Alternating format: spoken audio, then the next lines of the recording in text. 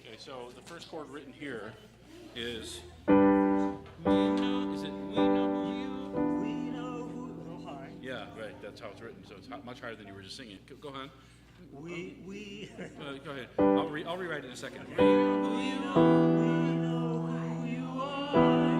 You are love. Is that right? Yep. See your reflection. Namaste.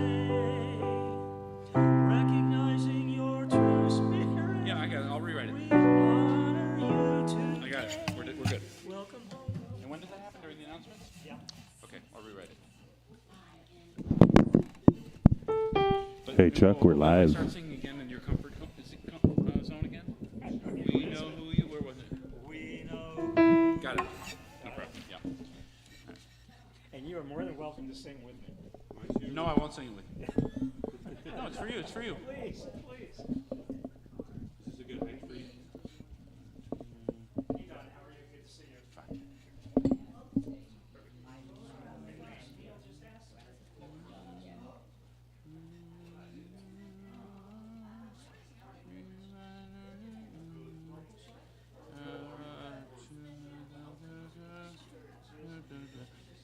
Hello, how are you? Nice to see you. Oh.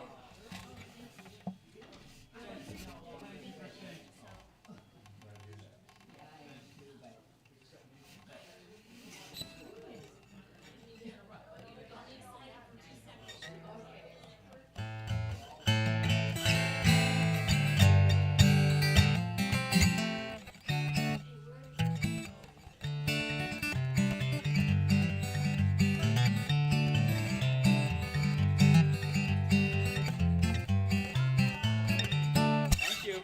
Oh, I'm almost done. Okay, just about. Testing 1, 2. Testing 1, 2, 3.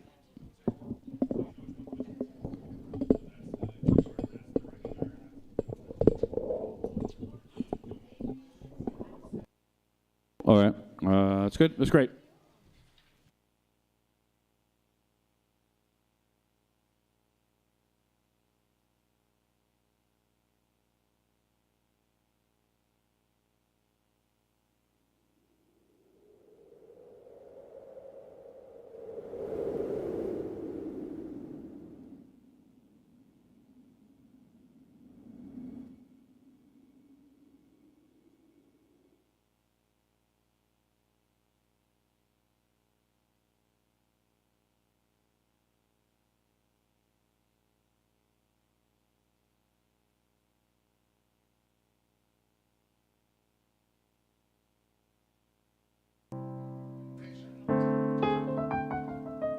Is this mic work? There we go. We're good.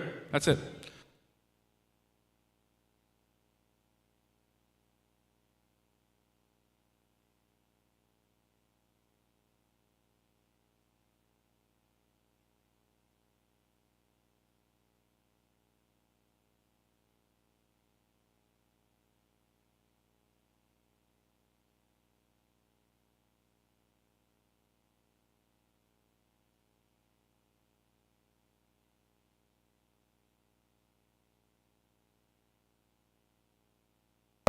To start your meditation, I just offered to sing a little song, so here we go.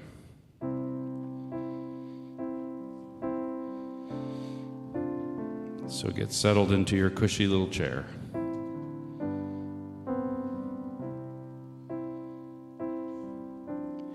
I will leave this world as it is, go inside to find my God. I will leave this world as it is, go inside to find my God. I will leave this day as it is, go inside to find my God. I will leave this day as it is. Go inside to find my God. Inside there is peace. Inside there is joy. Inside there is more than enough. Inside there is peace. Inside there is joy. Inside there is sacred love. Want to sing that with me? Inside there is peace. Inside there is peace, joy. Inside there is joy, more than enough. Inside there is more than enough. Peace. Inside there is peace, joy. Inside there is joy, sacred love. Inside there is sacred love. One more line. I will leave this life as it is. Here we go. I will leave this life as it is. Go inside to find my God. I will leave this life as it is. Go inside to find my God. Once more. I will leave this life as it is. Go inside to find my God. I will leave this life as it is. Go inside to find my God. I'll go inside to find my God. I'll go inside to find my God.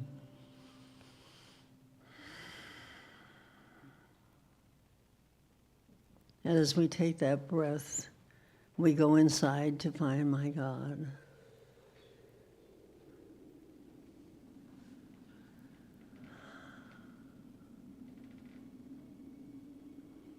Many of us have been taking the discussion book study, Joel Goldsman, The Infinite Way.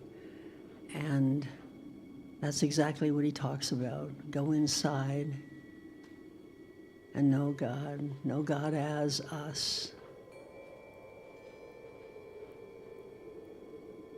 And I'd like to read part of it for you. The way is the exchange of our material sense of existence for the understanding of the consciousness of life as spiritual. And I think that's exactly what Daniel was speaking about. We go inside where the peace, the joy, the love is. And that's the spiritual part of us. And that's the consciousness that's going to take us through life. There isn't two worlds. There's not the physical or the human world and spiritual. It's the same. And it all depends on how we look at it. So let's go into the spiritual and understand the consciousness of life as spiritual.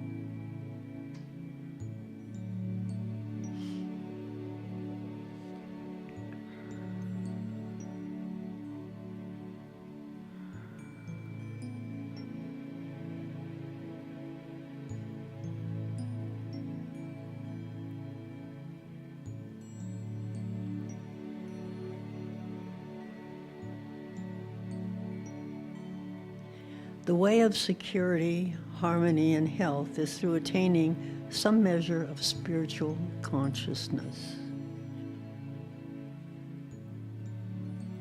Go within. Listen to that voice that speaks to us. Our intuition, God. That's where the peace, the love, the joy is. And once we have it inside, it'll definitely show outside in our affairs.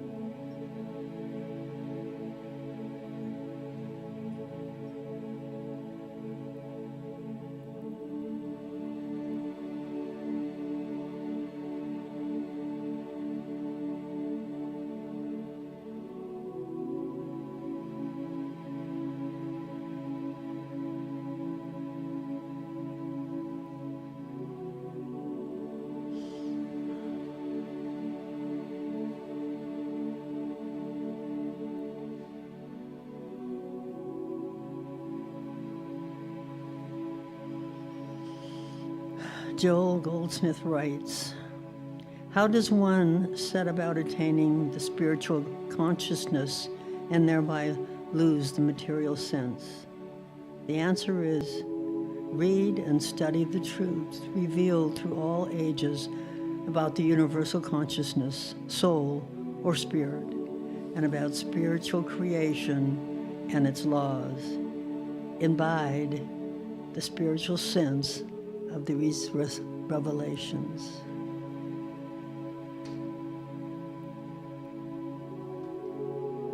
Go within, and in the silence, know the truth, know spirit, know the revelations.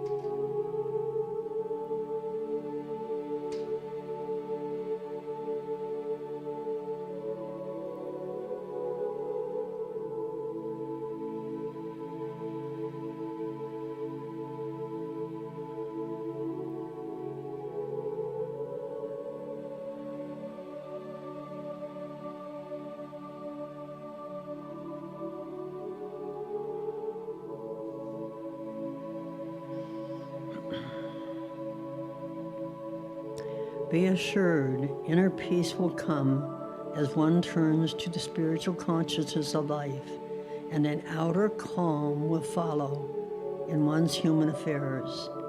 The outer world would conform to the inner awareness of truth. And so it is.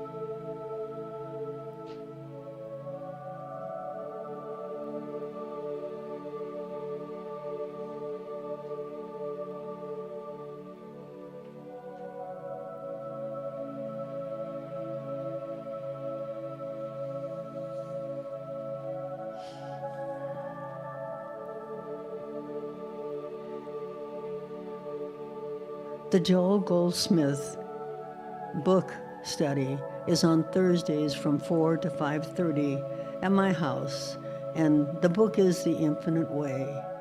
And it's a discussion where you can come in and out as you please. It's not that you have to be there every week. We will tell you where we are as we read the book and discuss it, and you can just come and enjoy and learn and get that feeling of deeper consciousness that's going to make our world a whole lot better. We'll feel the peace, the joy, the love from within, and it will demonstrate in our outer world. Thank you for joining me in meditation. Service will start at 10 o'clock.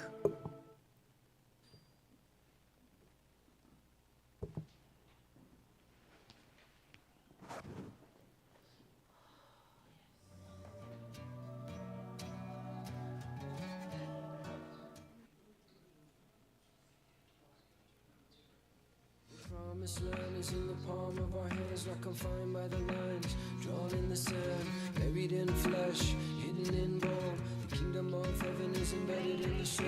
In order to return and become whole, we must be humble, surrender ego, let go of the future and the past. Feel the light that shines right through the mask. Illuminate the path, draw the mind back. Illuminate the path, gotta draw the mind back. Illuminate the path, draw the mind back. It's hidden in this moment, very right where you at. Heaven is here. When the mind is clear. When the mind is clear. Heaven is here. When the mind is clear. When the mind is clear. Peace and love. I dissolve my fears. I dissolve my fears. When the mind is clear, our concentration draws it near. Lost in the desert, looking for oasis. Taste bliss takes our mind to Genesis. Exodus to the space, no nemesis. Fly into the sun like young Icarus. Born to the dust, rise like a phoenix does. To the gates of the kingdom so glorious. Marching forward into love like a warrior does. Return to the one and become victorious. Illuminate the path, draw the mind back. Illuminate the path, gotta draw the mind back. Illuminate the path, draw the mind back. It's hidden in this moment, very right where we're at. Heaven is here. When the mind is clear. When the mind is clear. When the mind is clear. When the mind is clear. Heaven is here. When the mind is clear. When the mind is clear. When the mind is clear. When the mind is clear. Peace and love. I dissolve my fears. I dissolve my fears. Peace and love. Illuminate the path, gotta draw the mind back. Illuminate the path, gotta draw the mind back. Illuminate the path, draw the mind back. It's hidden in this moment, very right where you're at. The promised land is not found on the map. Gotta draw the mind back. Pull out of the trap, move back, retract, make direct contact. It's hidden in this moment, very right where you're at. Lost in a strange land, caught up in this game plan. Trying to find my way back to the train station. Looking outside, but it's not a place, man. It's a state of mind. Graceland. Heaven is here. When the mind is clear. When the mind is clear. When the mind is clear. When the mind is clear. Heaven is here. When the mind is clear. When the mind is clear. When the mind is clear. When the mind is clear. Peace and love. I dissolve my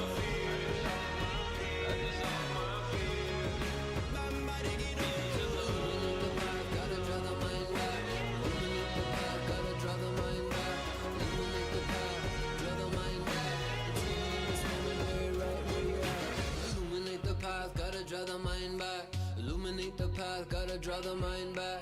Illuminate the path, draw the mind back. It's hidden in this moment, buried right where you're at.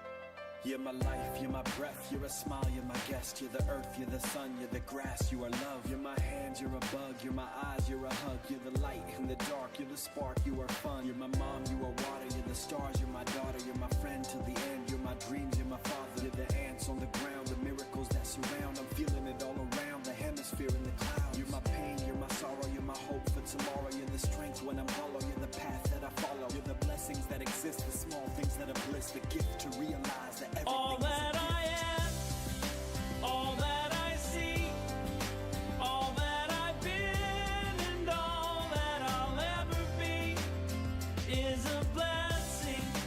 It's so amazing, and I'm grateful for it all, for it all.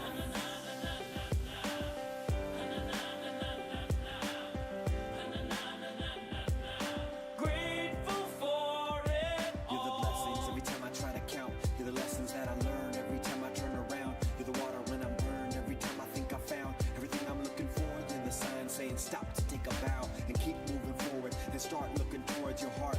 It'll open all the doors and only then you'll start to hear the world singing chorus with your mind and heart aligned in purpose. Everything All will feel that I gorgeous. am, all that I see, all that I've been, and all that I'll ever be is a blessing. It's so amazing, and I'm grateful for it all, Every day I sit and pray 'cause what I have is more than I deserve or could ever imagine. How do I give back to all of this magic and spread the love so everybody can have it? Doesn't matter if I'm rich or poor, if I got a family or if I'm all alone.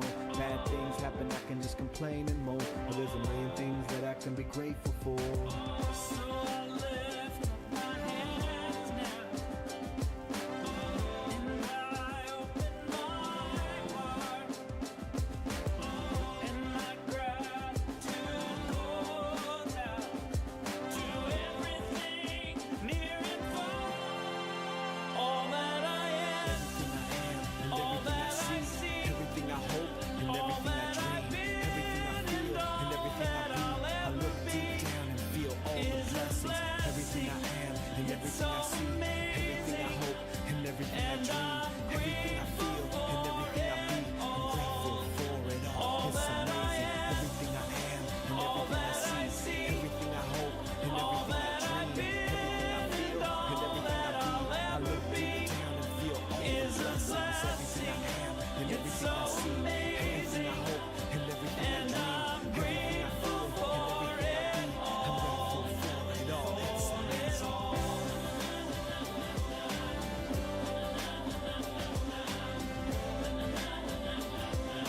grateful for it all.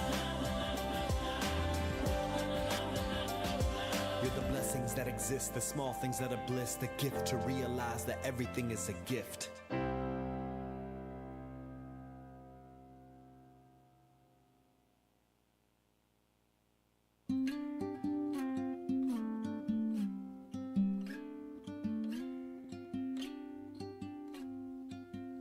There's no combination of words I could put on the back of a postcard. No song that I could sing, but I can try for your heart. And our dreams, and they are made out of real things, like a shoebox of photographs with sepia tone loving. Love is the answer, at least, for most of the questions in my heart. Like, why are we here and where do we go? And how come it's so hard? It's not always easy, and sometimes life can be deceiving.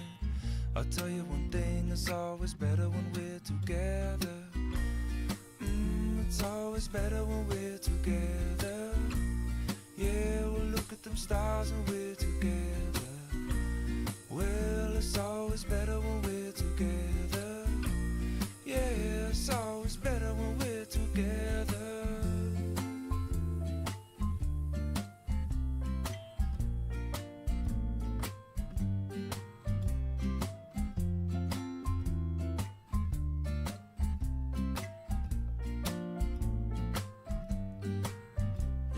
these moments just might find their way into my dreams tonight. But I know that they'll be gone when the morning light sings or brings new things. For tomorrow night you see that they'll be gone too. Too many things I have to do. But if all of these dreams might find their way into my day-to-day scene, I'd be under the impression I was somewhere in between, with only two, just me and you. Not so many things we got to do, or places we got to be. We'll sit beneath the mango tree now. Yeah, it's always better when we're together. We're somewhere in between together. Well, it's always better when we're together. Yeah, it's always better when we're together.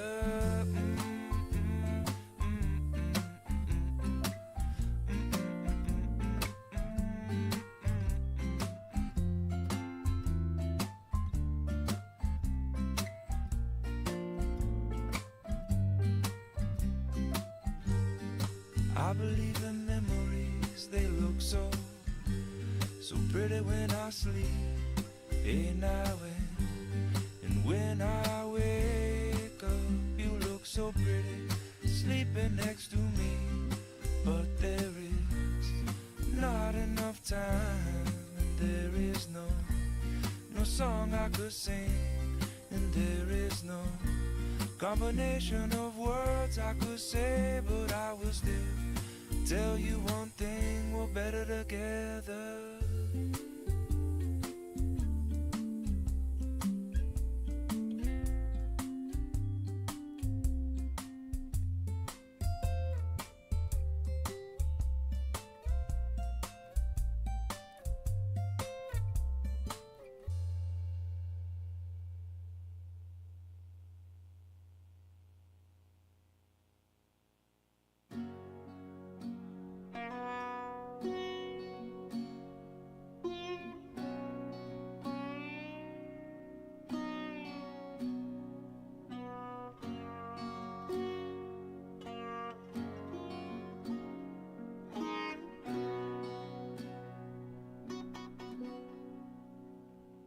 I will climb into your ocean, I will sail into your shore, I will breathe in your magnificence and never ask for more.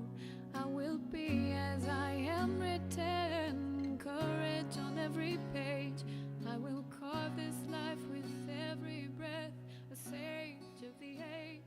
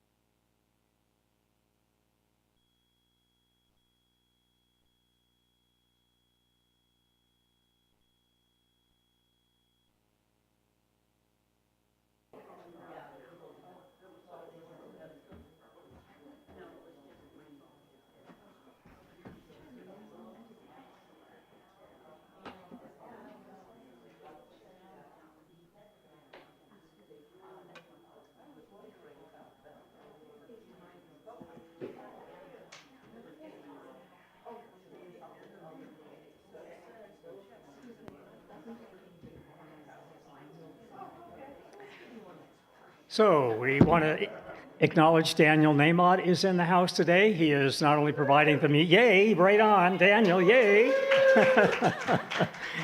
Returning visit, we had a great concert with him last time, and so this time he's doing the Sunday talk and the music for service and a concert after lunch. So we're glad to have Daniel in the house, and I'll let him open up here.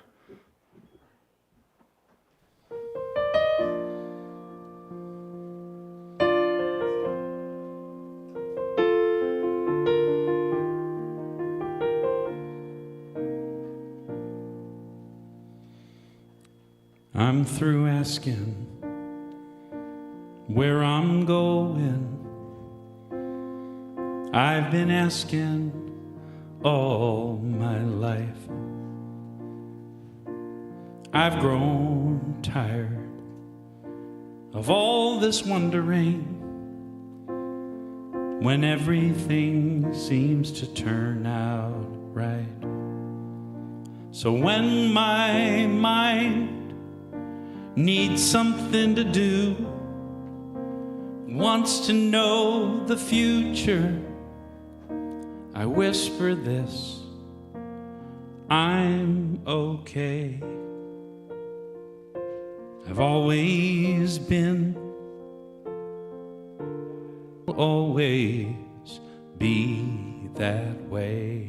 Want to sing that line with me? I'm okay. I'm okay. I've always been, and I'll always be that way. And I'll always be that way. So here goes nothing. I'm taking a chance. I'm opening up, knowing that I'm in good hands. And here goes everything. It's all on the line. Oh, but I'm not afraid this time. Some say it's crazy. Some say naive to close my eyes and take the lead. But I know better, 'cause I believe even in the dark my soul can see. So when my mind plays its usual games, oh, my answer is always the same. Here goes nothing. I'm taking a chance. I'm opening up, knowing that I'm in good hands. And here goes everything. It's all on the line. Oh, but I'm not afraid this time. Here goes nothing. I'm taking a chance. I'm opening up, knowing that I'm in good hands. And here goes everything. It's all on the line. Oh, but I'm not afraid this time. No, I'm not afraid this time, 'cause I'm okay. I've always been, and I'll always be that way. I'm okay. I've always been, and I'll always be, and I'll always be that way.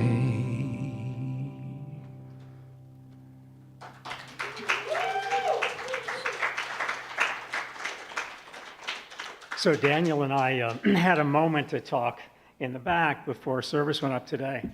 And I was sharing with him that my husband has a saying that I don't have a good day unless I make somebody cry. And so Daniel was sharing with me, and I started to tear up. And I said, well, you've made my day because now I'm tearing up. And what we were sharing about is that desire, that inner voice, that inner passion, that inner presence, that inner power, that I'm not going to get through the announcements without tearing up. This is a good thing, right? That invites you to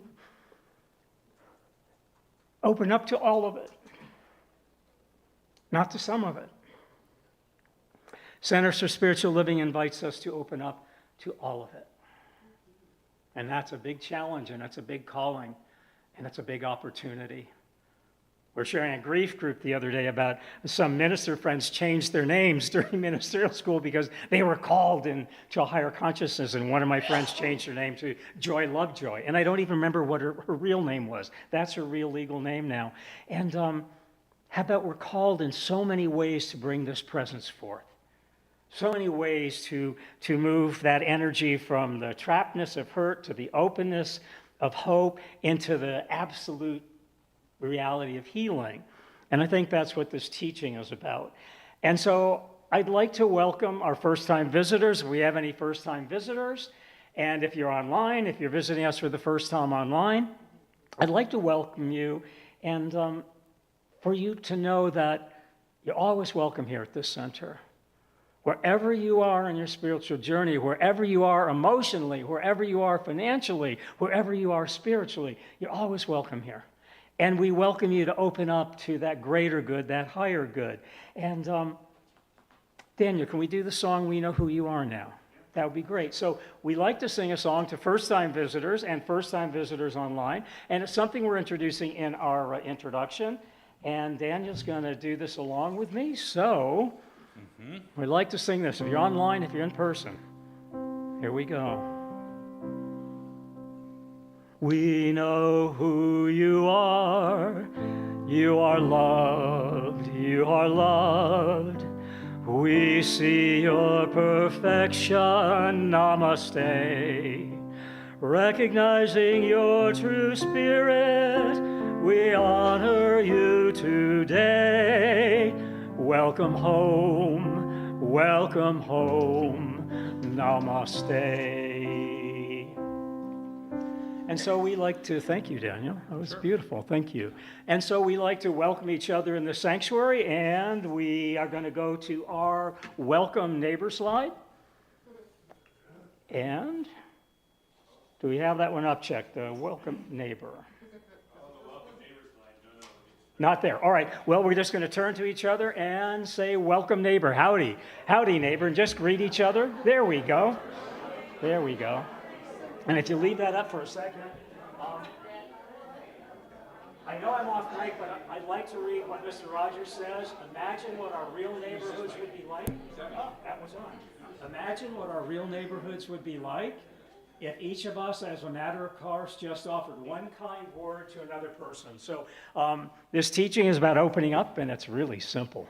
So I love that from Mr. Rogers. And now we're going to go to our Center for Spiritual Living announcements. And our first announcement is Joel Goldsmith.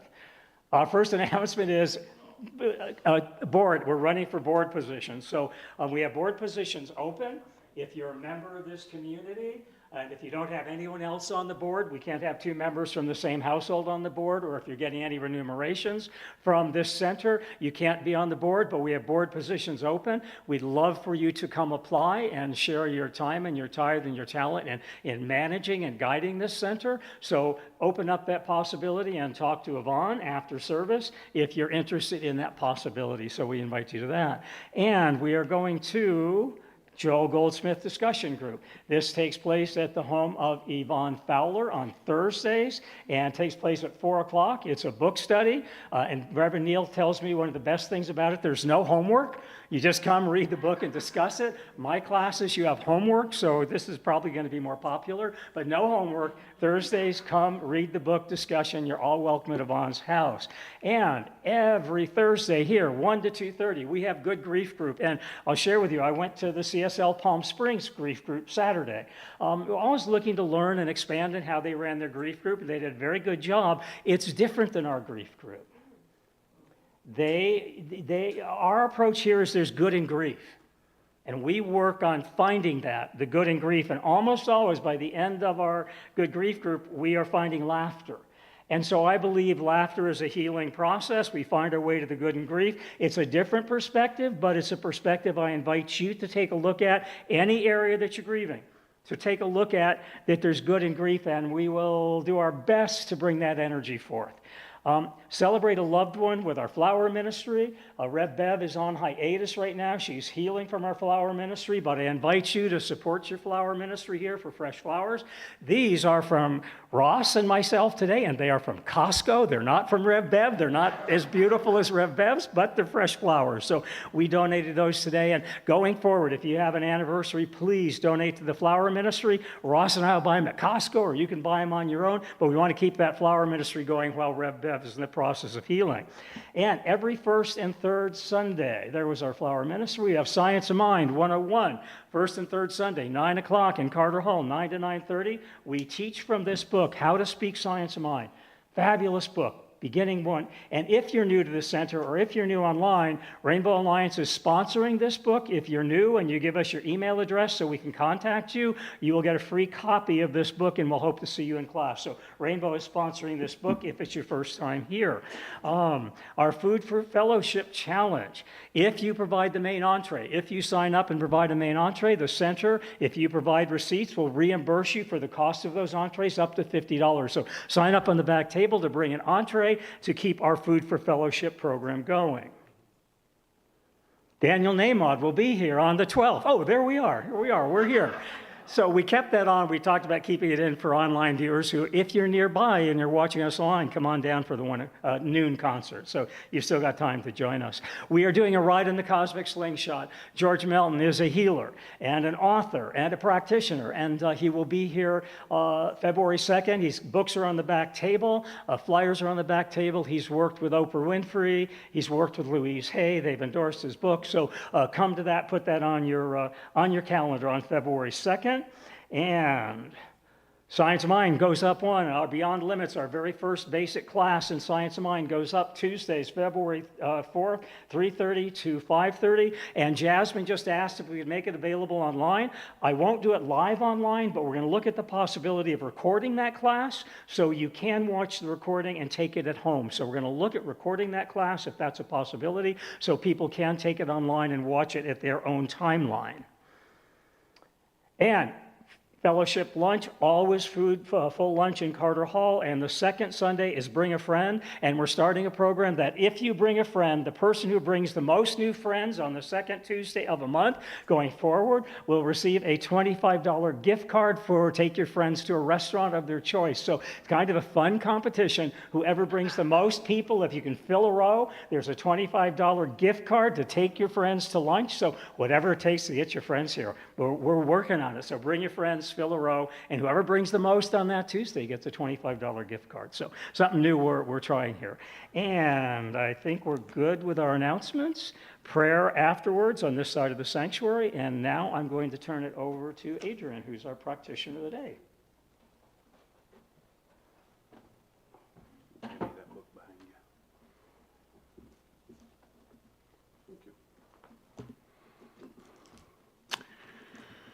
Whoop.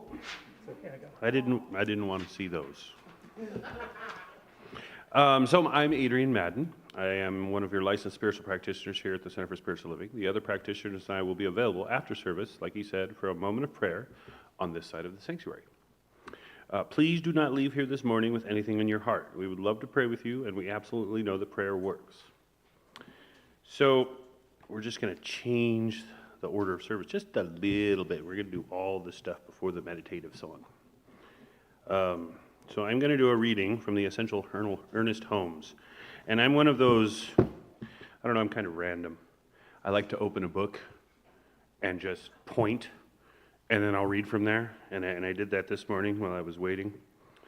So this is page 70 of the Essential Ernest Holmes, down here at the bottom. It says, "We are surrounded by an intelligent force and substance from which all things come.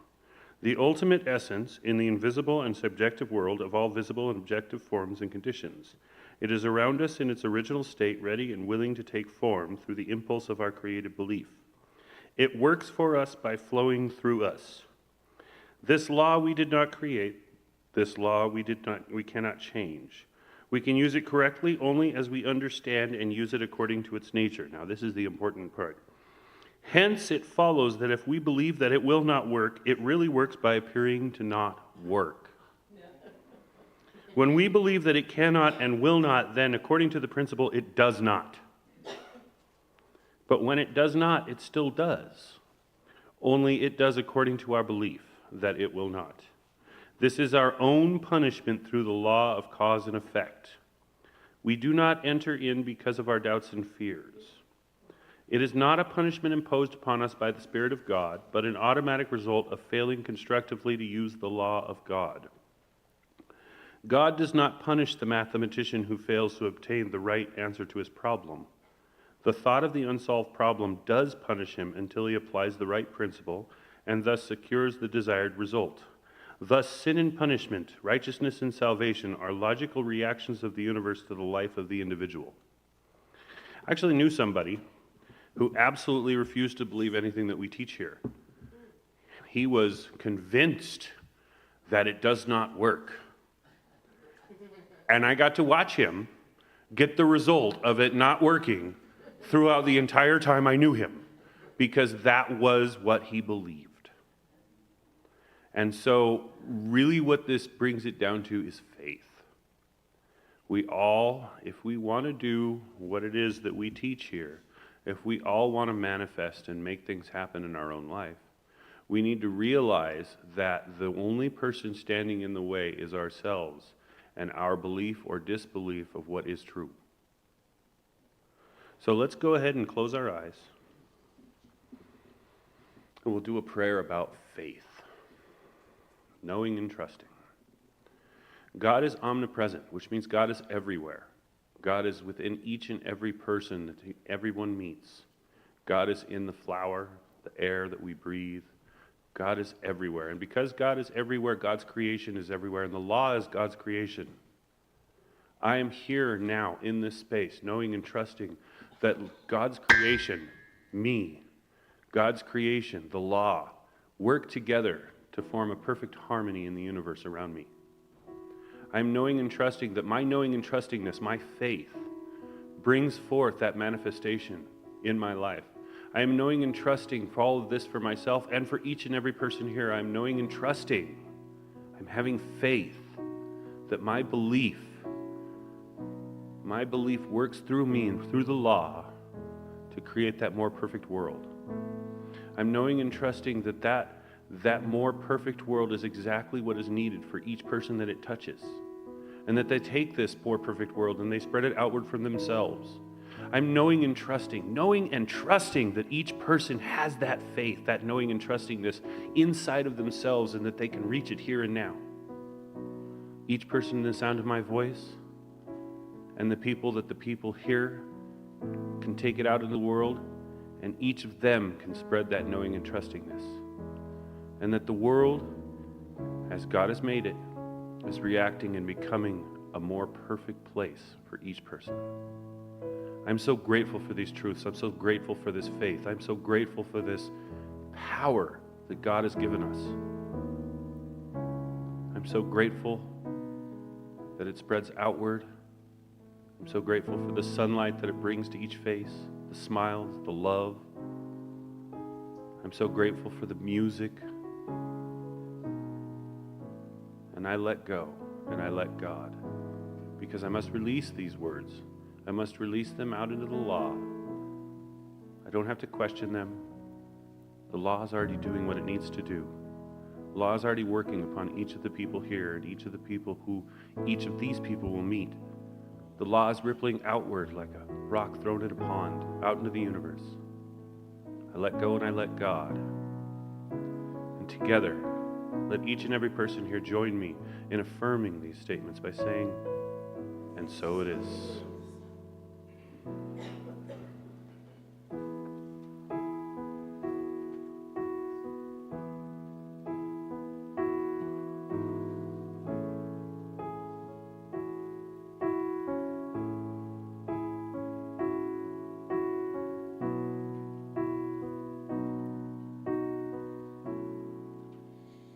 When my hands were emptied, when my hope was gone,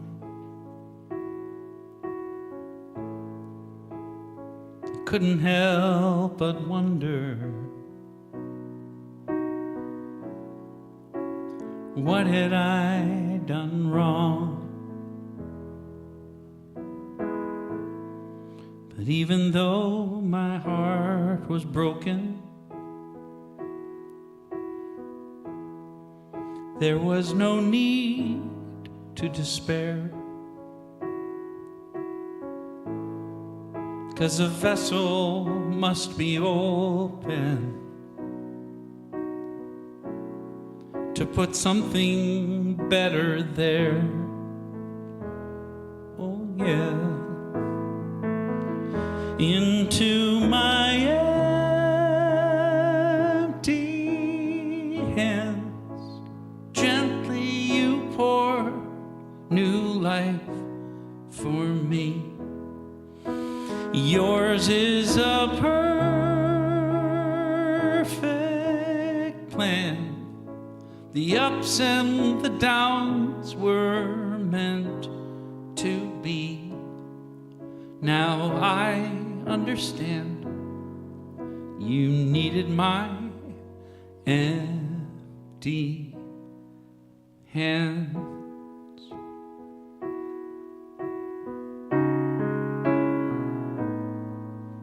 So forgive me when I doubt it. I admit sometimes I do. Or consider giving up, 'cause I cannot see the truth. I know I'll never go without it.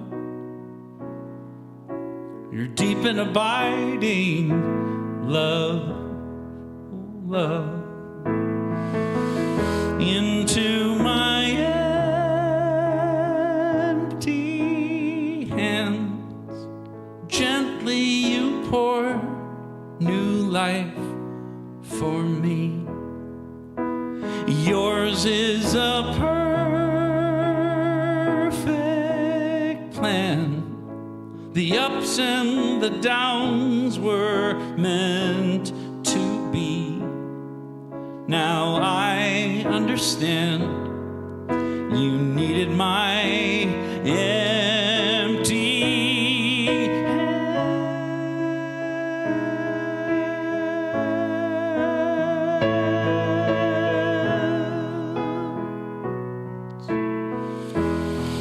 Yours is a perfect plan. The ups and the downs were meant to be, and I cannot help but cry to think of the gifts you've given me. Now I understand. You needed my empty hands.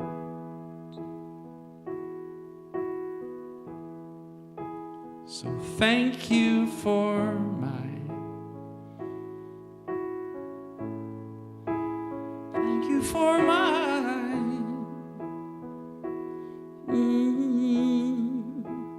thank you for my empty hands.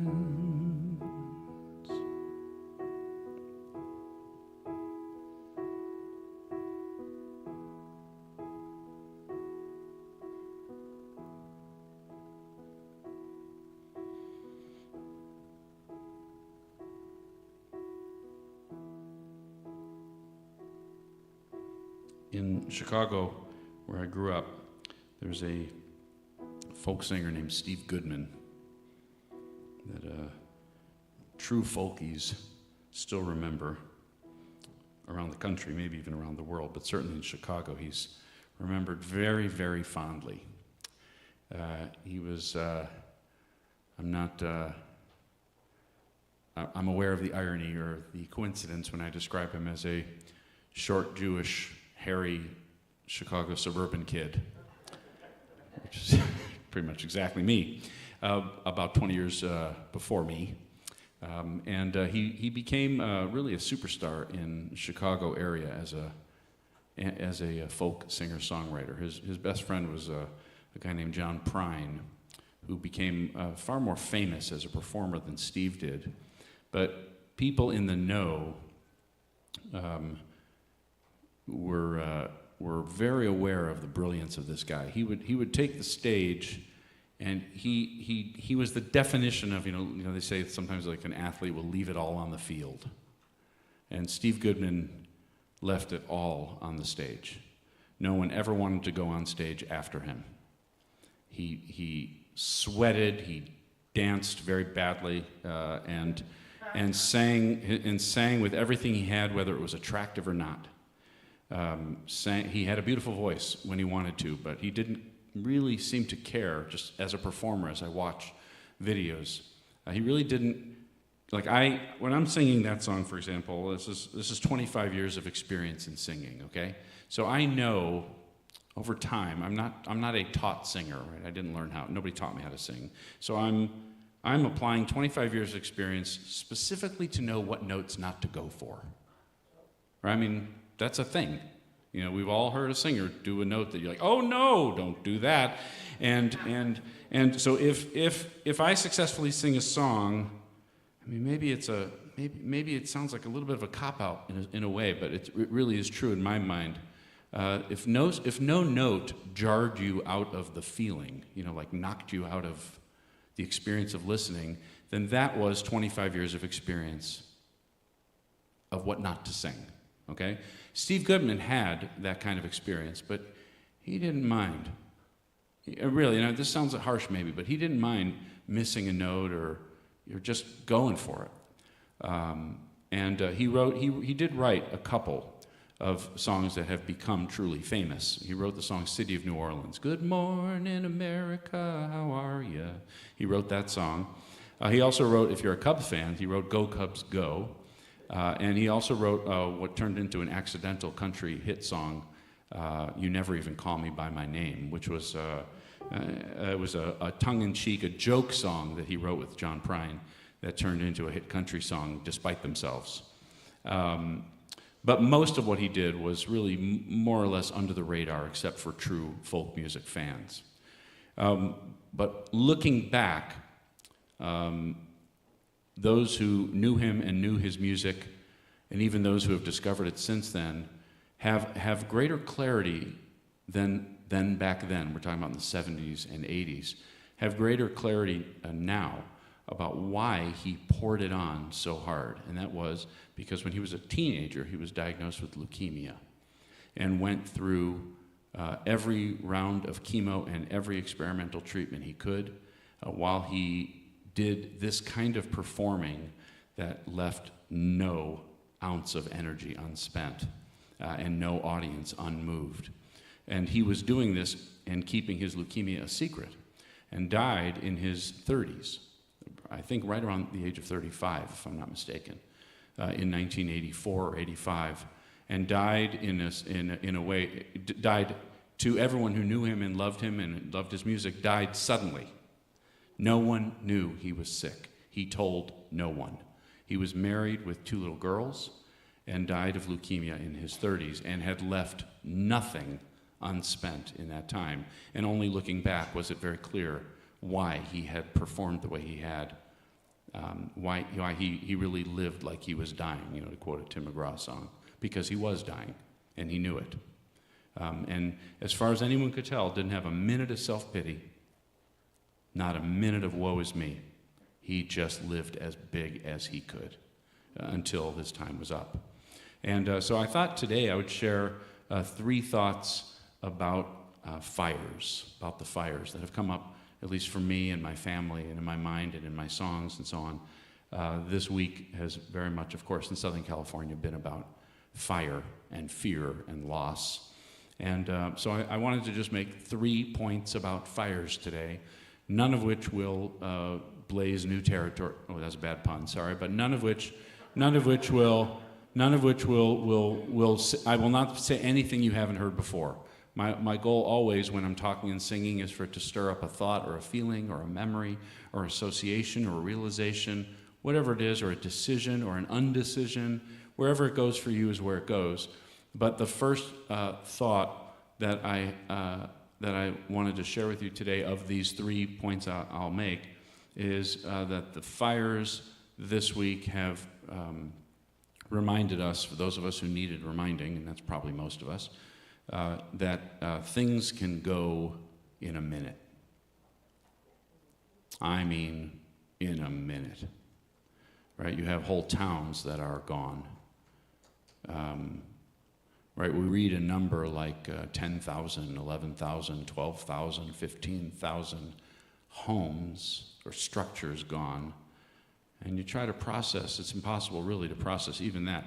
Our minds are very limited, despite what we like to think of ourselves. There's things we cannot comprehend. We can't comprehend billions of years of the universe and millions or billions of years of evolution. We can't even really comprehend something that happened. There are trees on Earth that are 3,000 years old. We really can't comprehend what it means to live 3,000 years old. So if we read in an article that there are 10,000 homes burned, kind of can't process that. If you show me one home burned, I will cry. If you tell me that 10,000 homes burned, I'm not actually sure where to put that. It's too much for me. But everything can go in a minute.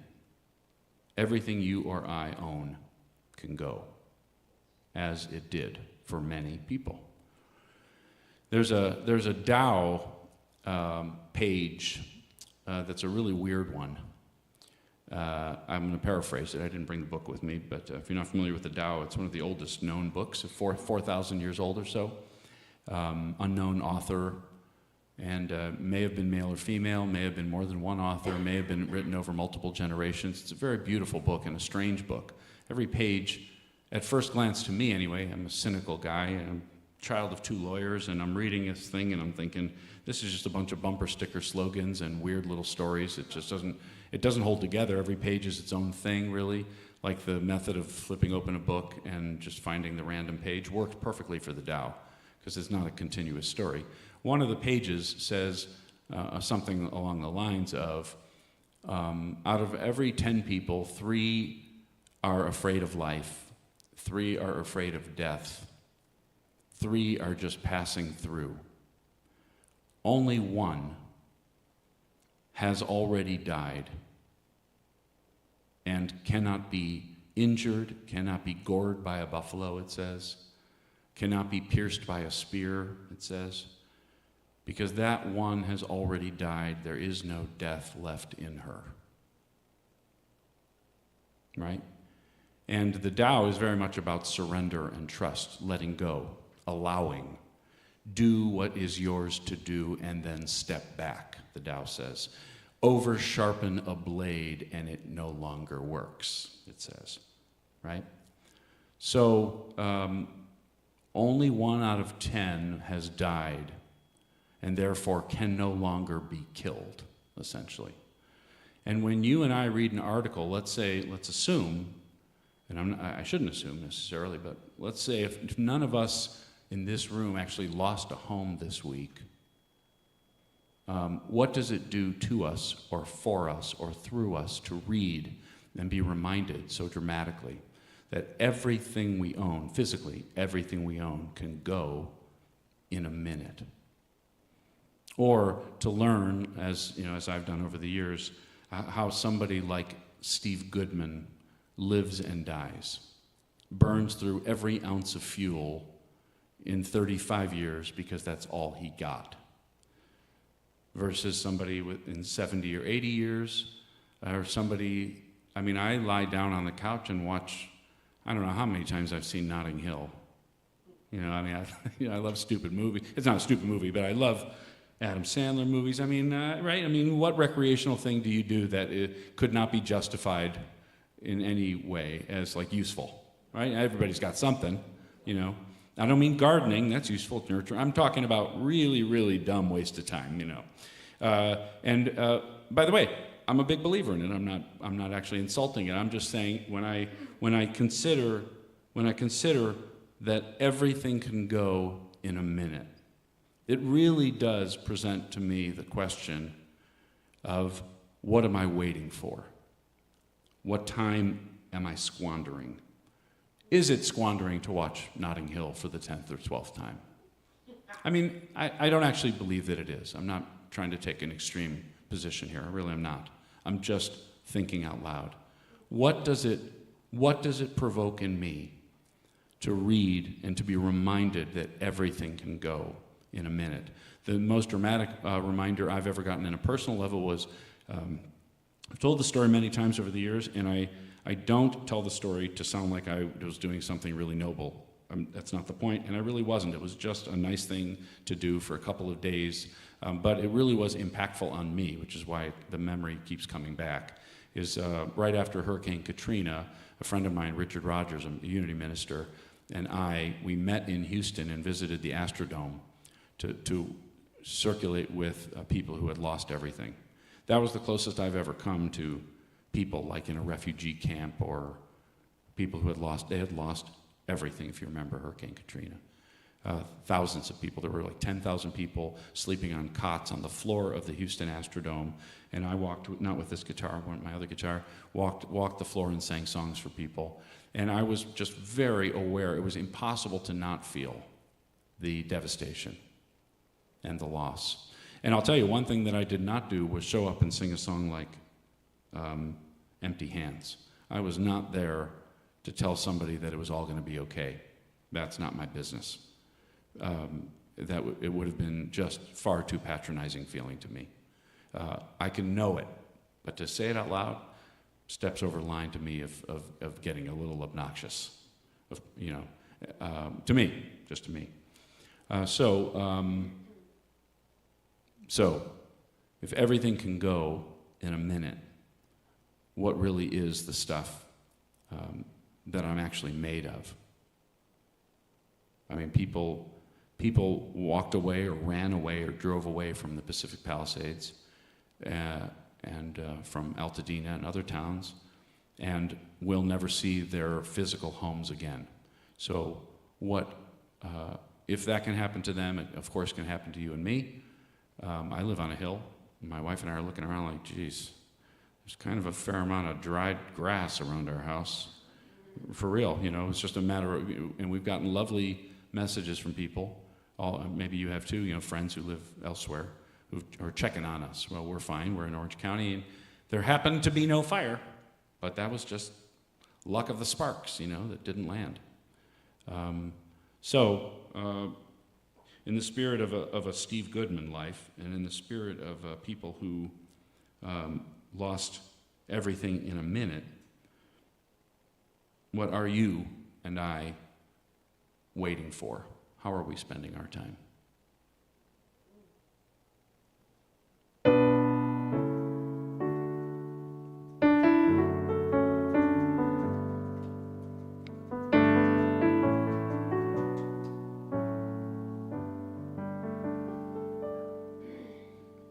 We've all heard this kind of story. Somebody's diagnosed that their time is suddenly short. And in the back of our minds, we wonder, what if that news was mine? Would we do more of the same with the moments that remain? Would we live like we were dying? Why wait? Why wait for that fateful fall, for that wake-up call? Why wait until it's too late? There is only today. We've all heard this kind of story. An earthquake strikes the coast of a distant land. It seems like every time we come together as humankind, we make a different choice. Kindness cuts through all the noise, and we're suddenly united. Why wait? Why wait for that pouring rain, for that hurricane? Why wait until it's too late? There is only today. Why wait? Oh.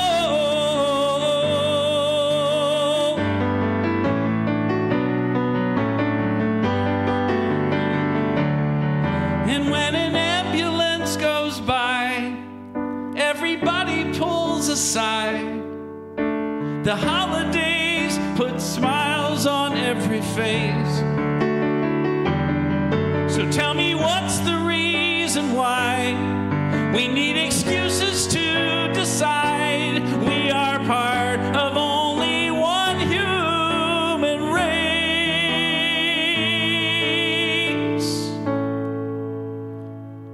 We've all heard this kind of story.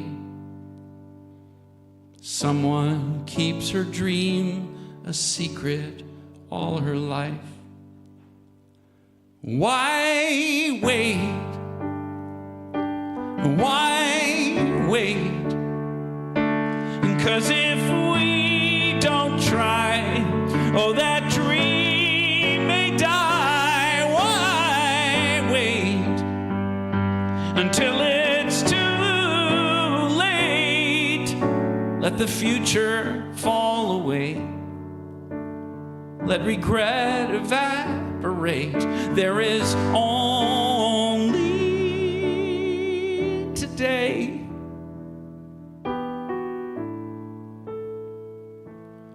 Why wait?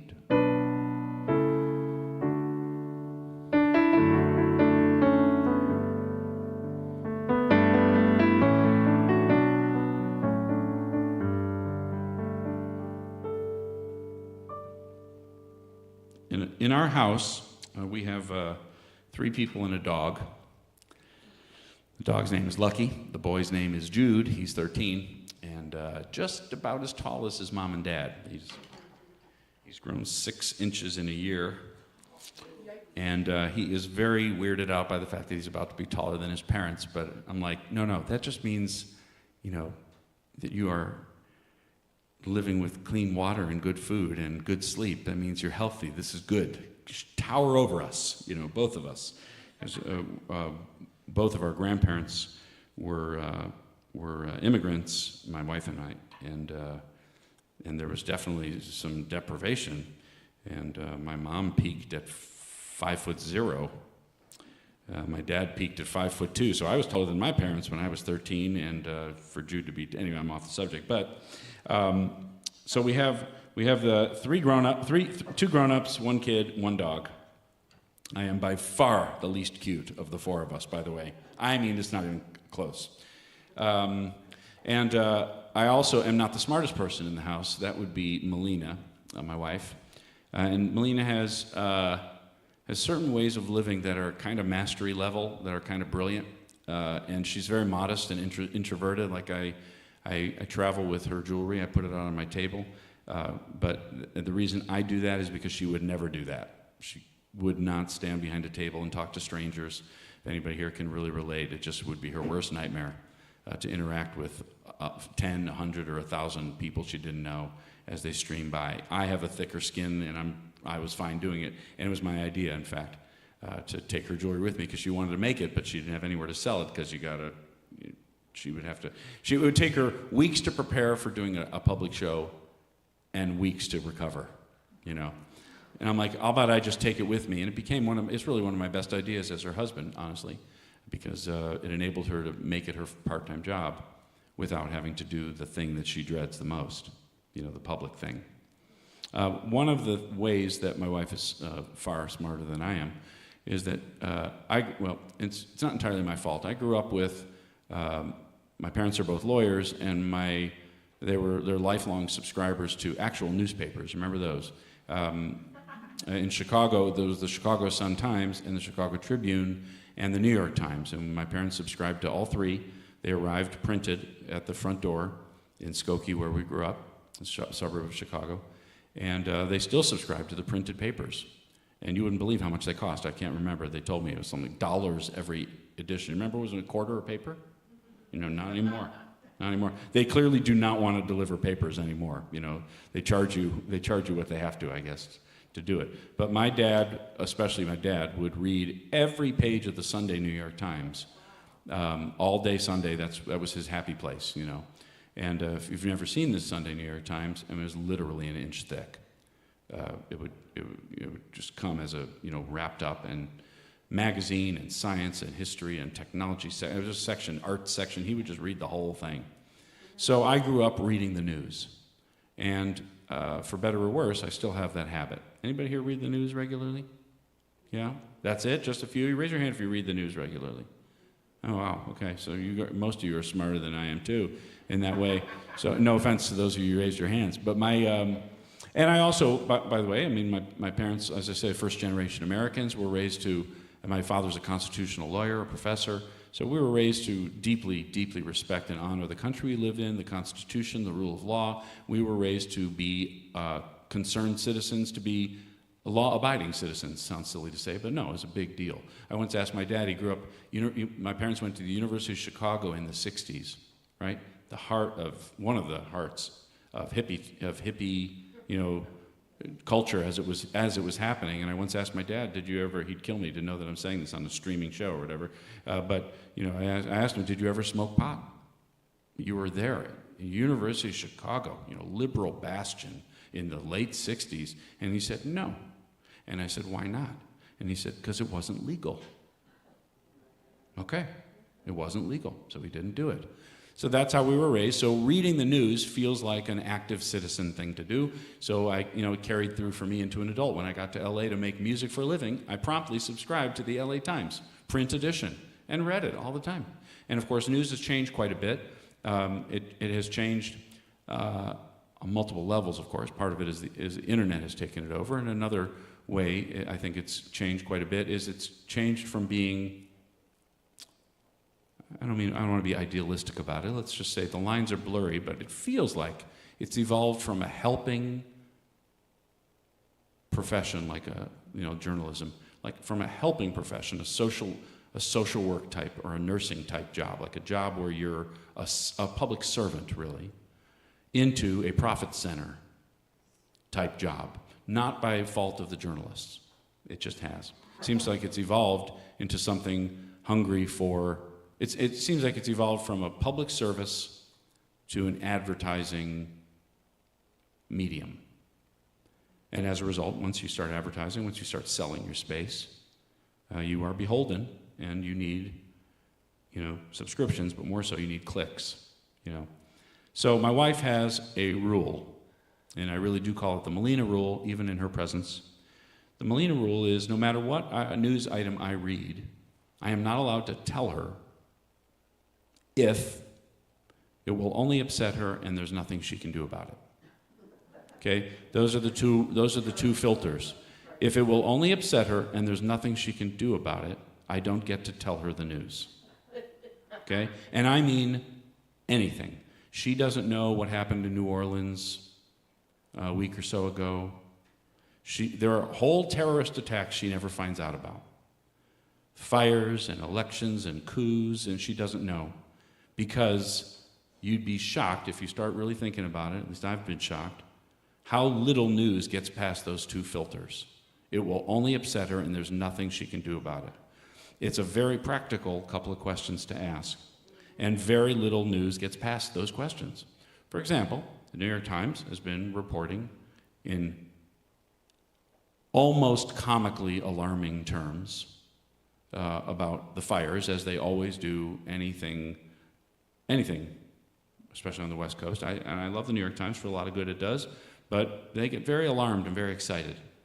I remember, sorry to wade into complicated territory, but I remember when they, during the COVID stuff, when they ran photos of people on the beach in Long Beach with some shaming headline like, Long Beach residents flout public safety and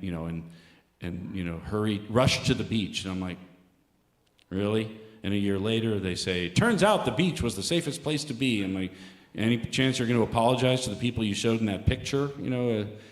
Tagging them with a scarlet letter and so on. But anyway, so they're very alarmist. They just are. But like, for example, this week they're showing maps of like Altadena. And they color red houses that appear to be burned away. Okay? That would not get past the Molina rule. Okay? She doesn't need to know what houses burned. Okay? And we live in an area that could burn. So do we need to know that there's fire danger? Absolutely. Do we need to know the details about fires anywhere else? Is a fire there the same as a fire here? What does it do to you or me to read the details of a fire in Malibu? Okay, now somebody here is thinking you sound like a jerk, heartless or indifferent, and I get it. I get it. So, but the question I'm asking with this second point is, or not even a question, it's an observation and it's an opinion. Fire there is not fire here. And that is a broader point that the Molina rule reminds me of all the time. A coup some of you may have followed what's happening in South Korea, for example. A fascinating, crazy. An elected leader announced he was dissolving Congress. I don't know if anybody heard this. So of course, the New York Times tells me, famine returns to the Sudan, attempted coup in South Korea. Will Canada recover from? But as soon as I read these headlines, unfortunately or fortunately, I think in the Molina frame of mind. I don't need to know what's happening in Sudan unless I'm going to write a check or get on a plane. I understand there's good I can do. Not much, but a little. And if I have any intention of doing any good, absolutely. Read the article, find out where the Red Cross is collecting money. Absolutely. But otherwise, you ever meet somebody, I'm not presuming anybody in this room qualifies under this category, but you ever read somebody I used to have a friend who say, there are some people who walk around with a piece of Velcro here and a piece of Velcro here so that they can do this all the time. Oh, walk around, so terrible, so terrible. And we all have, if it's not you in this room, then it's somebody you know. Always terrible. I have a friend who's had some chronic pain, which I am not diminishing. But ask how he's doing at your peril, because the story is going to be long and detailed.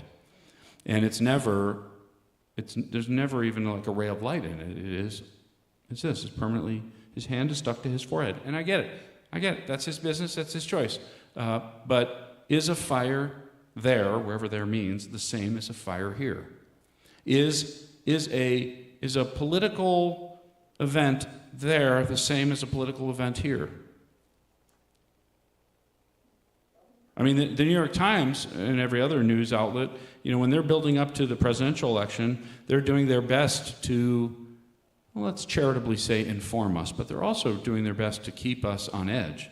So they report one Senate race is inching ahead and one Senate race is inching behind. And, oh no, and this policy is being questioned. And can you believe what this cabinet member said? And it's like, none of this matters to me at all, except if I give it space in my head.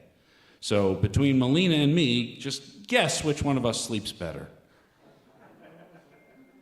A fire there is not the same as a fire here. And I'm aware that I'm picking a fight by saying it to somebody. Oh, and by the way, I've called my friends who I live in Orange County, where, again, we had no smoke and no fire. Got it.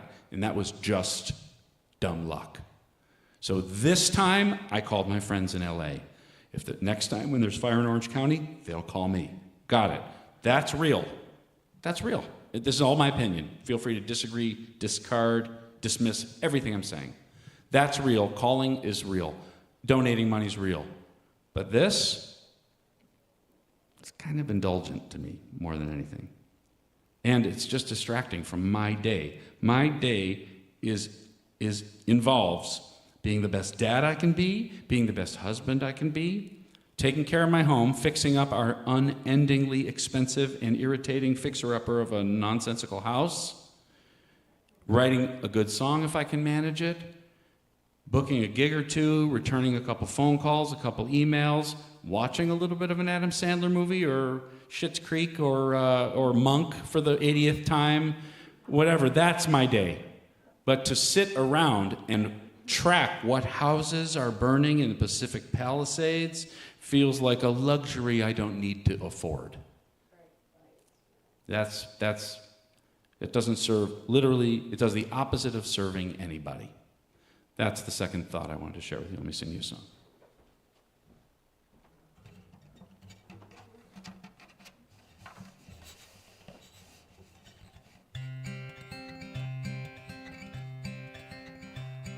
I've seen my share of struggle when I thought that I knew best, when I've sailed through a storm instead of stopping to rest.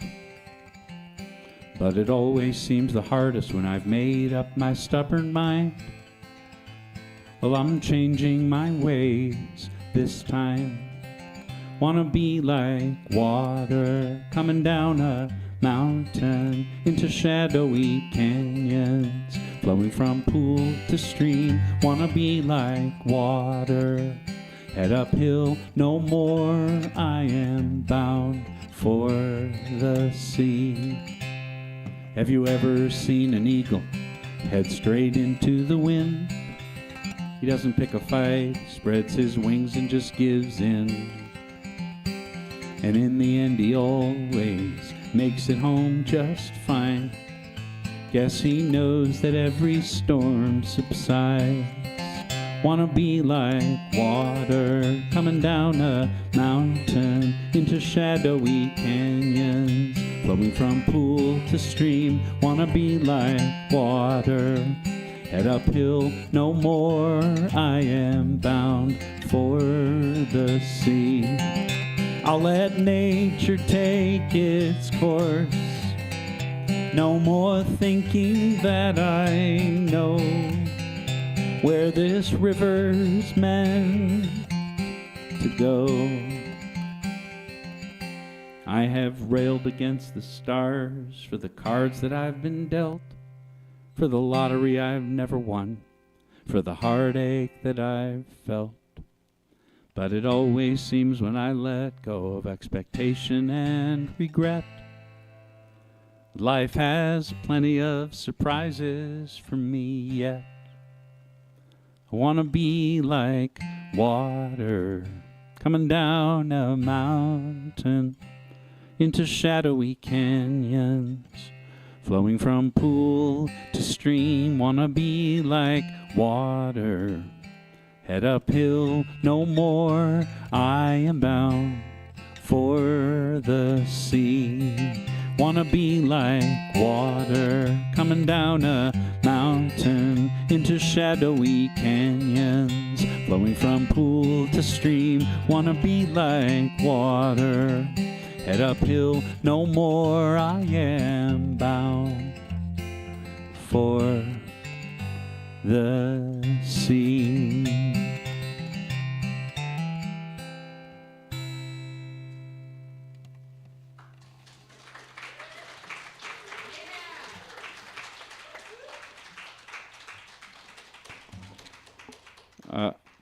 You may be shocked and or horrified at how long I go in the service, but I am not. But I am sorry that I've gone so long. So you want to do the offering, and I'll very quickly share the third point and then sing one more song real quick. Let's just do that. Yeah. And so now we're going to go into prayer. And so I need to stand by this microphone so the prayer can be heard. But I know that Spirit's hearing it without a microphone. Daniel asked the question, why wait?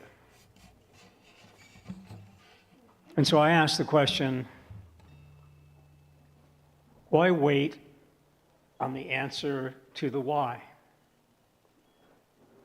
Because there is no answer to the why. So I invite us to stop asking why. Daniel asked the question, why wait? And I invite us to stop waiting on the answer to the how, because we don't have the answer to the how. But what we do have, and what we can weigh in on, is the knowing of who we are becoming. Who we are becoming this week, who we are becoming in the set of circumstances before us, and knowing that we can change our channel of circumstances by setting the channel of consciousness that we are on. Changing that channel of consciousness from why wait to weigh in.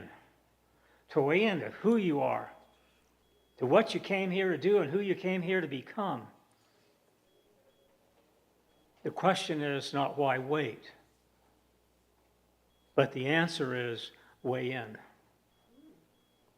Weigh in with who you are in consciousness. Weigh in with who you are in commitment. Weigh in with who you are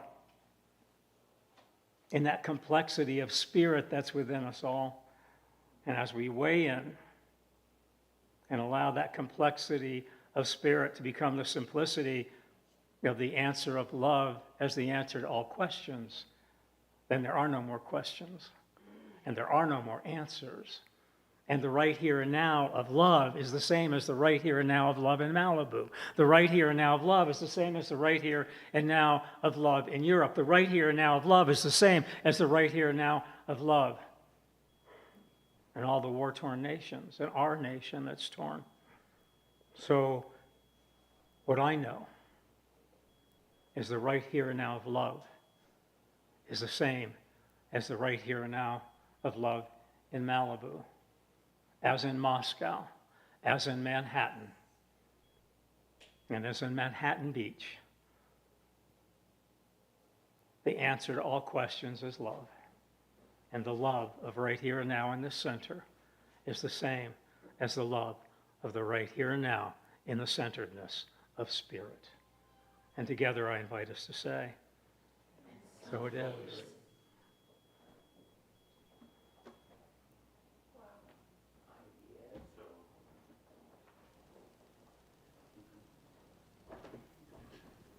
All right, Chuck, give me the handheld, por favor. So it's that time of the day when we do our joyful giving, and I would like to actually bring the talk into the giving statement here, because for the last couple of years, things have been difficult for me. Some of you know that, some of you don't, and I'm always waiting for the right time. Maybe I'll have enough money to give this time. The time is always now. So let's read our giving statement together and then give what we can. I give and receive freely and generously with an open heart and an open mind. The universe pronzing kind. I know that my beloved community is richly blessed, and so it is. Now remember that you can go to cslbeaumont.org to give. You can also text GIVE to 951-420-6909. And of course, if you are here in person, there's these wonderful, beautiful ladies walking down the aisle, and you can just either give or even bless. And let's have a quick song for the giving, Chuck.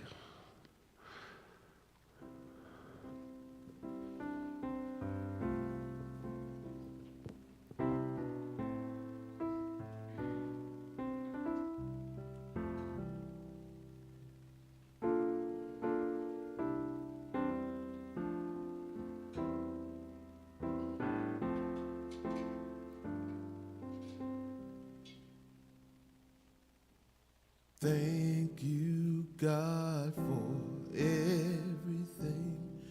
Thank you, God, for everything. Thank you, God, for everything. Thank you, God, for everything.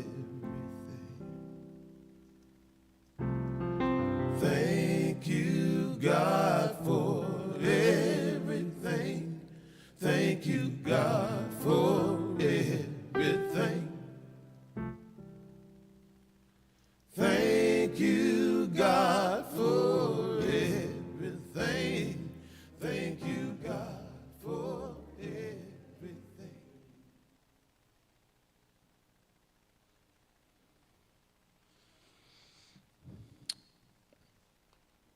Thank you for having me, by the way, and nice to be back. Been looking forward to it. And you're invited to stick around, have a little food, and then I'll sing you some more songs for. I'm gonna try to do an actual hour. I have a bunch of songs to share with you, and so that'll be fun. From 12 to 1, we'll be done at 1 o'clock. And the third point I wanted to make, just thoughts on the fires, was I do, like I said, when I give a talk or even when I do a workshop or things, my motivation is always to, like I say, just spark a thought or a memory or association, to just kind of poke and prod myself too. I'm doing it to myself too, to see what comes up. It seems like there's a lot of stuff operating on the unconscious level in life. A lot of reactions and feelings that we have. A lot of work we're doing that we don't know we're doing. A lot of emotions that we don't even know are there. We don't acknowledge. Memories that are acting on us, and lessons that we've learned that we've forgotten we learned, but they still guide us. And I'm always interested in making something conscious that was previously unconscious. And I think that in the fire emergency that has been this past week, we've had an opportunity, and I'm just saying it out loud in case it's interesting for you, we've had an opportunity to ask ourselves, what would we put in our go bag? Maybe you have one. My wife and I sat on the couch yesterday and thought, that was really dumb of us not to have a bag. We should have had a bag packed. Because in the rush, we would have missed something.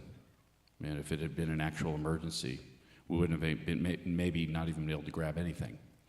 So the interesting thing about what you put in a go bag, besides, let's say, toothbrush and underwear, is what objects would you reach for? And I'm actually just asking.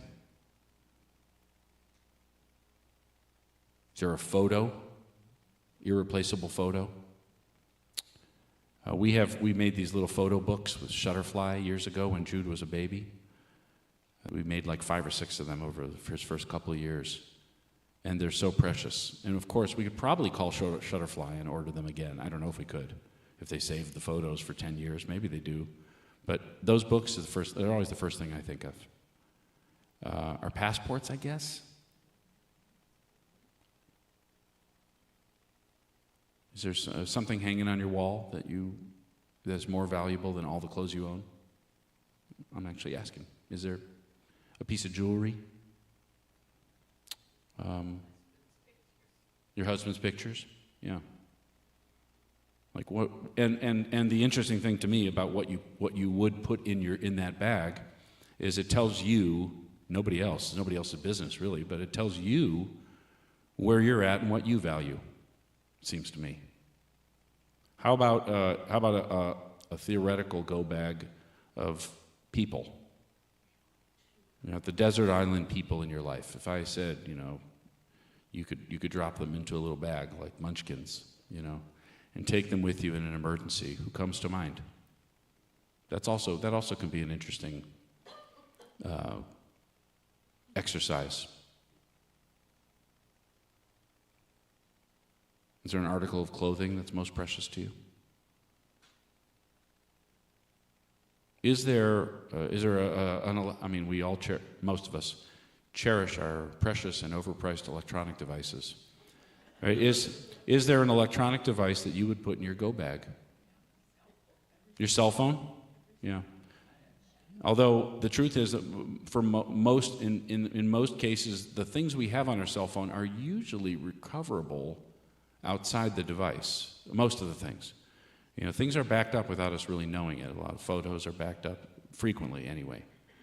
A lot of things are recoverable, so the cell phone would be useful in the moment, but does it have anything actually priceless on it? It does? Okay. Okay. So the go bag is a really interesting measure of what you're valuing, of who you are today. The things you would hold closest to you if you were forced tonight to sleep on a green cot in the Astrodome, or to sleep in a high school gym like people are doing right now in the Palisades or in Altadena. They're sleeping in gyms. They've lost everything they own. And if they had 20 minutes to grab some stuff, they had to face that exact question. And we have the luxury, if you weren't a victim of a fire this week, we have the luxury of actually thinking about it. So that's why I asked the question. It's just a third thought about the fires. It's an invitation to consider what would we put in our go bag, literally and figuratively. What is so cherished that you would take it with you if all you had was a backpack? No, that's right. Yeah, other than living things, of course. Right. Anyway, so that was it. That was the third point I wanted to make. So the first is that fires there are not necessarily fires here. The second is it can all go in a minute. And we actually, and again, if you were not a victim of a fire this week, like I was not, it gives me the opportunity to consider what would a Steve Goodman life look like? What would it look like if I was the 1 out of 10 who had already acknowledged that it could all go in a minute? That's a different way of living than feeling like I have all the time in the world. It really is. It's a different approach to life. The person who has considered their own death, literally or figuratively, who's considered that it can all go in a minute, that person lives differently. I mean, I am 100% guilty in my musical life of living as if I have all the time in the world. Phone calls I've never made, pitches I've never made, all kinds of, my musical has taken me 10 years, it's still not done. Albums I have never finished, songs I haven't written, there's just a million things, artistically even, that I'm living like I'll never die. And I know for a fact that they will be regrets on my deathbed if I'm lucky enough to have time on a deathbed to consider it. I will think of these things. So if you could manage to live as if it could all go in a minute tomorrow, if you could be the 1 out of 10 who knew that death was inevitable and will almost always be unexpected, the end is almost always unexpected, what would you do differently today?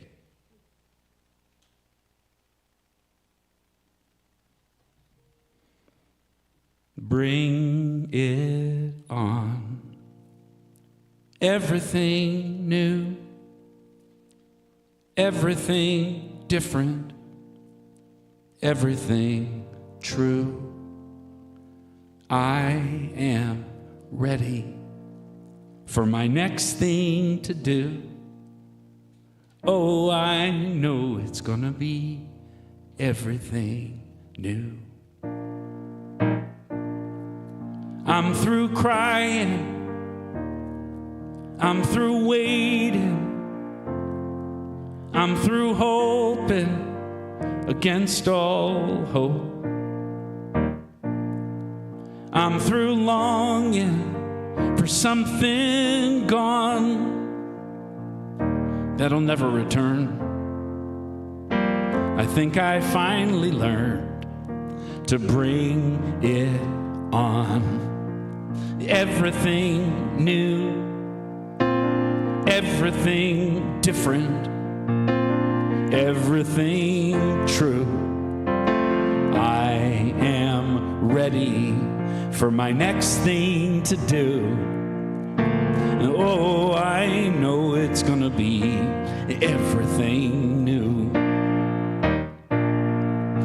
I'm through grieving, I'm through dreaming that the life I had is ever coming back. No more wishing on someone else's star that'll never be mine. I think it's time to bring it on. Everything new, everything different, everything true. I am ready for my next thing to do. Oh, I know it's gonna be everything new. And I've survived many times before. Broken hearts and slamming doors. I'll be all right, yes I will, once more, just as I did back then. I'm gonna rise again, so bring it on. Everything new, everything different, everything true. I am ready for my next thing to do, yeah. Oh, I know it's gonna be everything new, so bring it on. Everything different, everything true. I am ready for my next thing to do, yeah. Oh, I know it's gonna be everything new. I know it's gonna be everything new.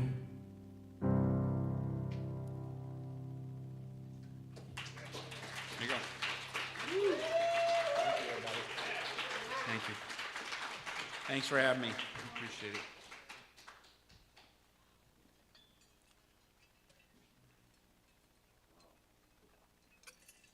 I guess I pressed a button. All right, well, it's time for us to circle up. Hey, you know what? Let's give him another hand. That was amazing. Gosh. I still got goosebumps all over my body. Thank you. All right, so let's go ahead and let's get up and circle up. We're gonna Sing the peace song. yeah, I guess we're gonna sing the peace song. It's kind of anticlimactic at this point. Good song, good song. Absolutely. Well, of course it is. So let's go ahead and circle up. We're going to sing our peace song, and then we'll do a benediction, and then we'll go eat, and then we'll go and watch this fantastic concert coming up. You're going to have to grab my elbow because I got the thing going on here. All right, let's do this.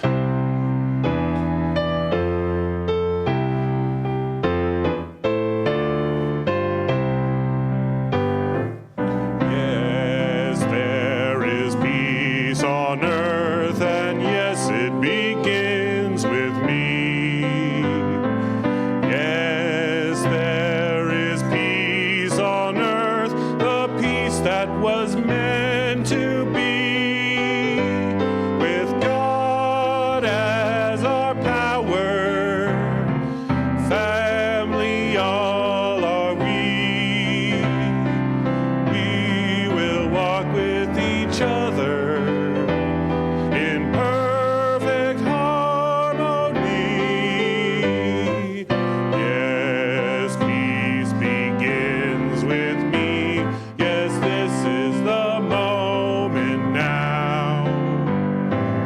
With every step I take, let this be my joyous vow.